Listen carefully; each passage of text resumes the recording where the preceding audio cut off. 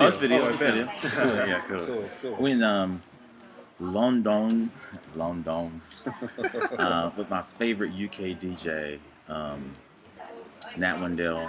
I can't remember how I actually found his website, but I went to his website, and you know how you click on a link and you listen to the music for the first 2 or 3 minutes to find out if you like it. Right.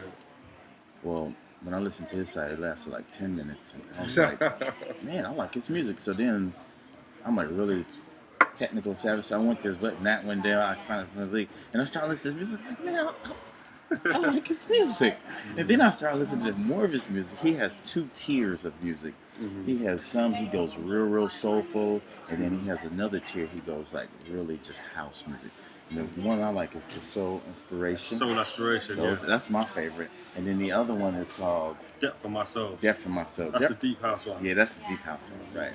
So I listened to it, and I was like, man, I like this. And the more you listen to a person, you kind of get a whole circumference of what music they like. Right. And so when I like house music, I was like, oh, my number one UK DJ was Nat Wendell.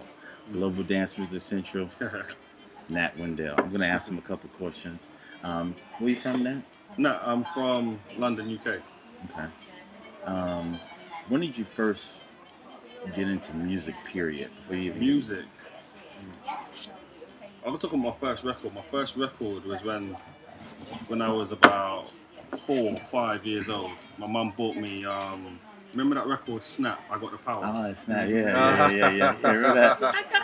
I got the black vinyl of that. It came in a black with a blue cover, and I've got that on record. I think that's when it kind of started. But my actual love for music and discovering music was more so when I was about 10, 11. That's when I really started finding myself in the music, and I first began to start DJing. Yeah, and it kind of grew and grew from there, man. Really? Yeah. I noticed I read your biography, and you said you started DJing, and in your biography you said you just was pretty much a general DJ. Yeah. But once you started playing house, that was it. See, I didn't study this dude, man. That's why I like it. I didn't study. I didn't read everything about him. But I'm interested to find out what really made you say, "Oh, I'm gonna stop playing other music and really focus on house." Do you know, I kind of fell out of love with everything else. The feeling it gave me inside, especially more so the lyrics, what it was portraying. Right. I just found that it wasn't doing much for me, With house music now, I just found a bit more of an upliftment. It was just a nice, positive thing, and it was just pushing out something that I found with myself that I can, if I'm at home chilling, put on some music. I don't have to be dancing and raving about, but I just chill and it's just nice and easy in the background, Right. Yes. Don't get me wrong, with other genres, I still listen to it. It is good inspiration for me, especially now that I'm making music, But with house music especially, I just found that's where my niche was, That's what I really wanted to focus on. So, it's a good deal, man. In high school, I started listening to really good house music in Chicago, and that actually kept me out of trouble. Oh yeah, it was okay. really funny, man. I didn't sell drugs. I didn't started all crazy stuff. Yeah. I was constantly in the dance clubs in Chicago. My brother, Kevin, me, and we had like a group. From young. Yeah, and that's what we did. But no, that's what we did. Hey, what you gonna do? And everything was about who gonna outdress who and who gonna do the best house moves in the dance club. Right, that was it. It wasn't like drugs, girls. It was real odd. It was a little bit more the music and the dancing. And through high school and when I actually started getting into it, I noticed that if you really listen to a lot of good house music, a lot of it is really inspirational. Yeah. Some of it's like really very close to gospel. Right. It is. Right. Yeah. And I started listening to it, and I really found out that's psychologically, I think that's why I have such a passion for house music, because a lot of the lyrics that you listen to, it talks about uplifting, it talks about the goals, it talks about inspiring people over some really nice beats. Yeah. So I think that was really kind of hooked me, so to speak. Yeah. And as Rashid and I started to travel, I noticed it was a whole lot of other people that felt the same way me and you felt. Exactly. Which is, what prompted me to start doing the research with, that's how I met you. So that's really that's cool though. Right. I mean, you see it a lot. Just, I mean, when I was just kicking back the other day, just listening to the music, man, had like a really cool, deep soulful house music mix on, and it was just like it kind of harkened back to my day when I used to be in the choir, and a lot of the lyrics, inspirational, how they lift you up, but it's a mix of R&B, gospel, soul, house, and it just all comes together for a beautiful sound. That's why it's another really odd thing. It's not odd how. We kind of like have our friends around. We hang out after work. But it's like when you really get into this house, it's like you develop this whole new family of friends. It's like, oh man. And because Rashid and I went to Playa del Carmen. For Mikasa. And I fell in love with it. It was like that beautiful woman on the beach. She was walking on the beach. I was like, hey, you girl. And I remember because everything was so cool. It was so nice. Right. The setting. I mean, you're on the beaches in the Caribbean. You're in Tulum on the ancient Mayan ruins. That must have been nice, man. And I mean, that's what I'm saying. Like, it was good, cool atmosphere. You got the waves crashing behind you. Dope music. Everybody's dancing on the sand during the day as well. Right? Yeah, during the day. So it's like it's crazy. And then at night, transition to, a couple steps away from the beach. Yeah. So I mean, all I can reference to my favourite memories like that was when I went Sunsei Beat a couple of years ago. Okay. So it's the same kind of, not in this obvious it's the same in the sense where you're chilling out on the beach, your favourite DJs are playing, exactly. You've got the beverages flowing, right? And it's the music you love in your surroundings, And exactly. It's around like-minded people that are trying to push the same positive movement, which is music, Right. And I think it is a hobby, and a lot of people say, I don't really have a hobby, but you going out and finding the music you love and entertaining those around you with the music you love as well, and preaching, that is a hobby with what you're doing, God. So it is really nice to meet people like yourselves that are into the music and really appreciate what others are trying to do with the music, So definitely, that's really good, man. What would you say here in London? What are some of your favorite places to go where if you just want to go chill out one night, listen to some real dope music, say on a Thursday night? Where are some of your favorite places, on a regular, any day of the week? Where it depends. I mean, is it more kind of event orientated where it might be a special event, or is there a night where you can go every night where they have dope house music going on? Yeah. Well, I mean, at the moment, me and my friends, there's myself, Knowledge, and Petite. They're two other DJs. We put on a night every month called the Mexla.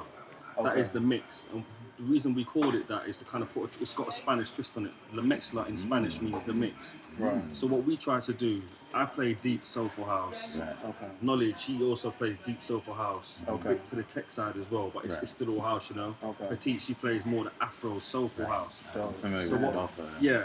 So what we did, we came together and we decided to put this night on every month. Okay. And try to push those sounds and try to educate people through what we do. Nice. Aside from that, what I like to do is I like to download a lot of music, Traxsource, Beatport. When Aphrodisia was going, I was on them all, and it's downloaded music, listening to them. Even if I don't play them out, it's all, especially now being a producer, it's all about drawing inspiration from others' music. So we like to hang out with, especially like I used to visit Jazz Cafe. I mean, we just met Dwele. I mean, just sit in a hotel. Just hey, this Dwele. This Dwele. I mean, he's going where you're going tomorrow, South. Yeah. So I went to see him again. Away from house music, I'm drawing inspiration from that. Wow. I mean, what a great vocalist, Wow. I saw Jill Scott when she came over, Erica Badu, So it's more events-wise. So what's happening in events? Depends on what promoters put in on what event I will go to. Depends on the headliners. Okay. If my friends are DJing, I will go and support them, and just stuff like that, really. Nice. So there's not any one particular place as such, but there's things happening. There's always something happening, Right, and that kind of keeps. I would say that maybe kind of keeps the scene kind of ever growing and fresh. Because it's not just one particular place you go to every night. It's different venues, kind of in different places. So I understand why they. There's a lot of different things. I mean. one of the biggest places for not just any particular type of subgenre of house, but house music in general is Shoreditch. A lot of people go Shoreditch. Shoreditch, yeah. I heard about that place. Shoreditch, Hoxton. Yeah. I mean, you Is mentioned that a Brixton. particular venue or is that an area? Shoreditch is the area. Okay. Where's So that? Shoreditch is in East London. Okay. Yeah, I heard that people gave me a whole bunch of recommendations and stuff that's going on. So. I mean, even Brixton, a lot of things happen at Plan B where you were Plan staying B? when you last Okay. came in Brixton. Okay. I played in there a few times. It's a nice intimate venue, function one sound system. Okay. So when the bass hits you, it hits you. You know, when the top ends are blowing, it's really blowing, and it's a nice dark atmosphere. And, I mean, when I played in there before, Really? you can just really let loose and really let your emotions go through the music, you know.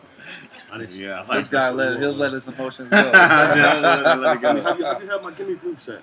No, I don't think I have. It's on my website, but basically I was playing at Plan B. I didn't hear that. I'll I've seen send it it to though. you. Yeah, I'll send I it think to I've you. seen it. I just really let loose in the place, man. And Really? that's the type of venue with the. I mean, sound system with the music that we listen to is essential. Right. I mean, you can play at a venue with a sound system that's really tinny, and you won't really get that full blown feel, you know. Right. But obviously, when the bass is deeper, the mids are nice and round, and the tops are kicking. Yeah. And you know, the sound system is really going. And when people come downstairs in the venue, they really feel it. You know, I mean, that's just one venue amongst many that I can name. Right. That you can have that type of feeling. But it's just it's beautiful, man. It's a great thing. Really a great thing, man. I like the sound of that. Dude. Yeah, man. I got a couple more questions before we end. If you could sum it up in a couple of words, what would you say? It's a two-tier answer. What would you say keeps you playing house?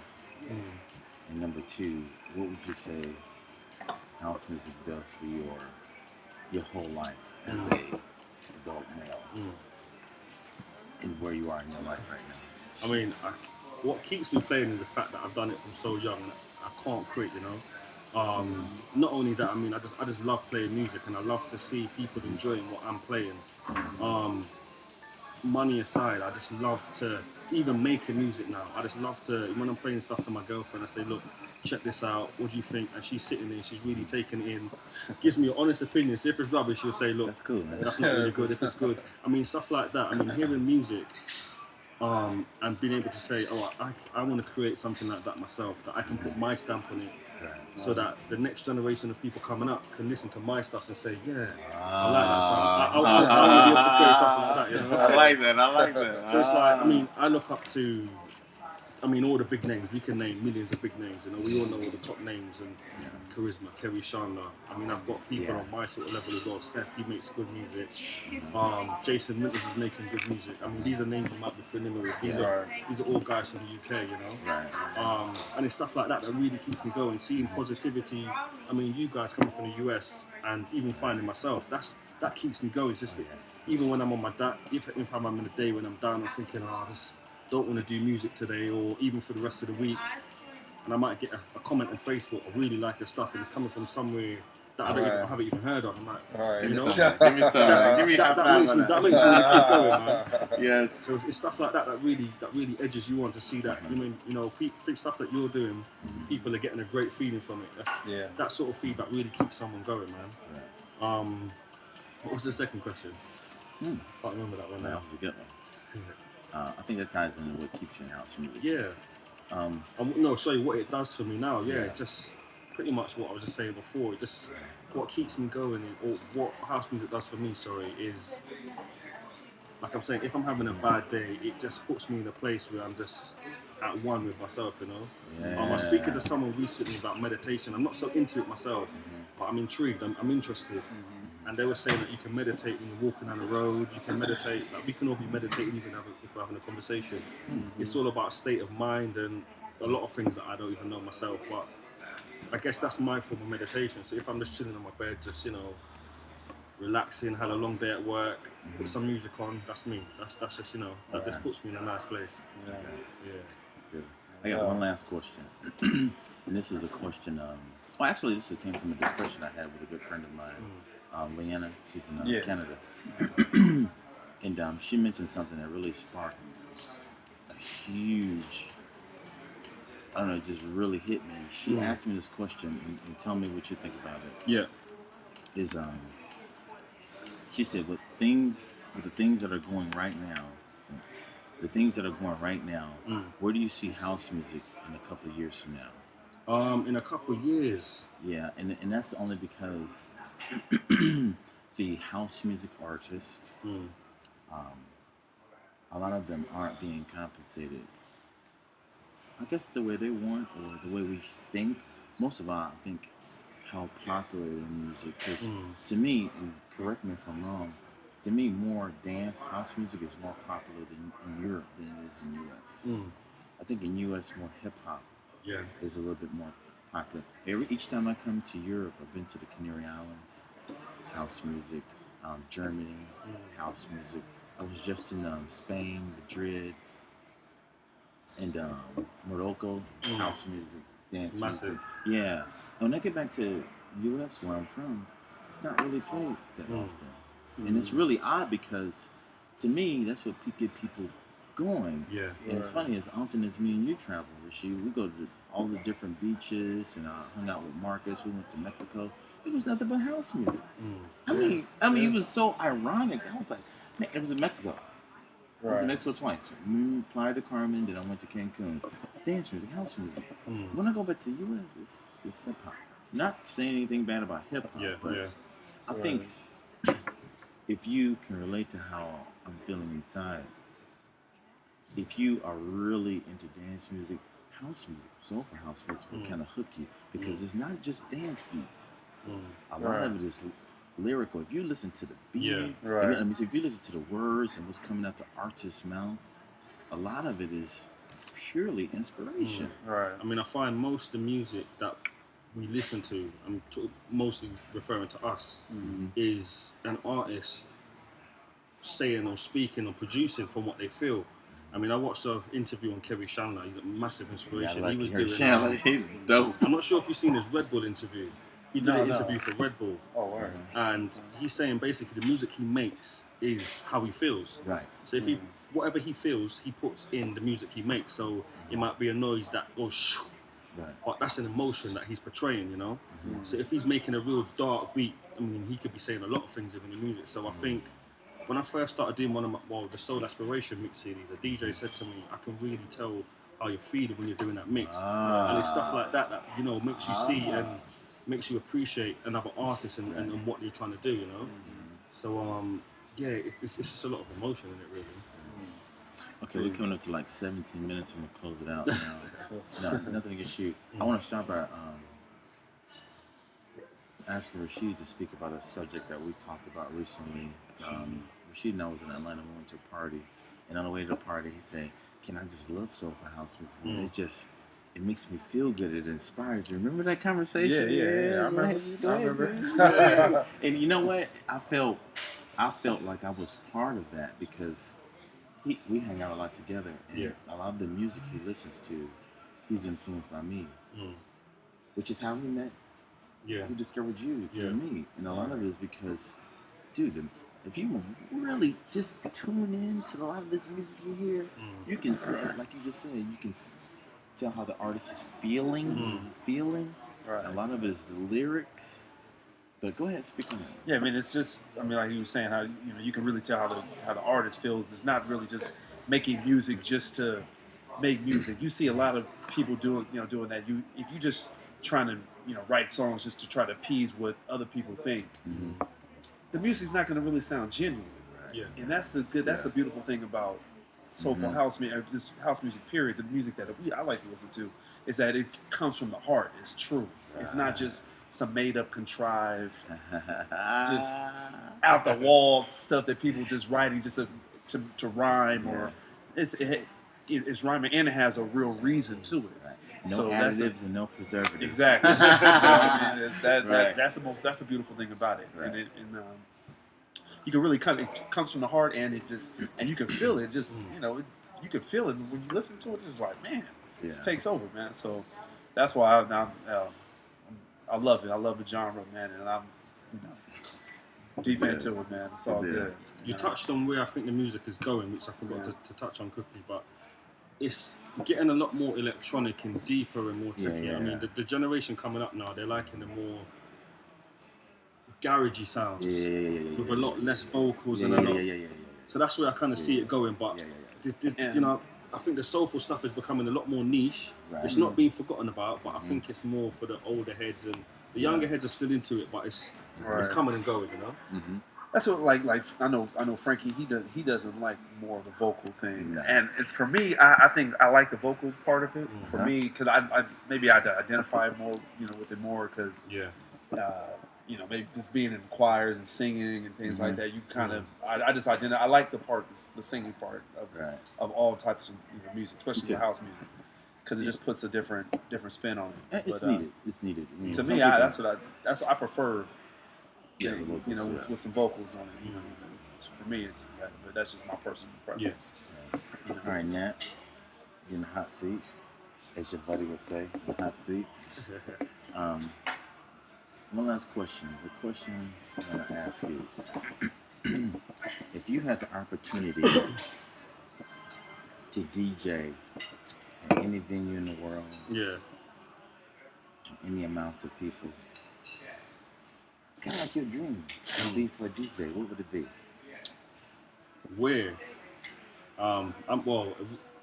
Family-wise, I'm from Barbados, so if it could be anywhere, I would say there. I haven't been to the US as yet, so I haven't seen the beauties that may be revealed there or anywhere else in the world per se. But on a beach in Barbados, 500 people. I'm not a huge fan of massive crowds. I mean, I would love to, but yeah. On a beach in Barbados. Sandy Lane somewhere? Yeah.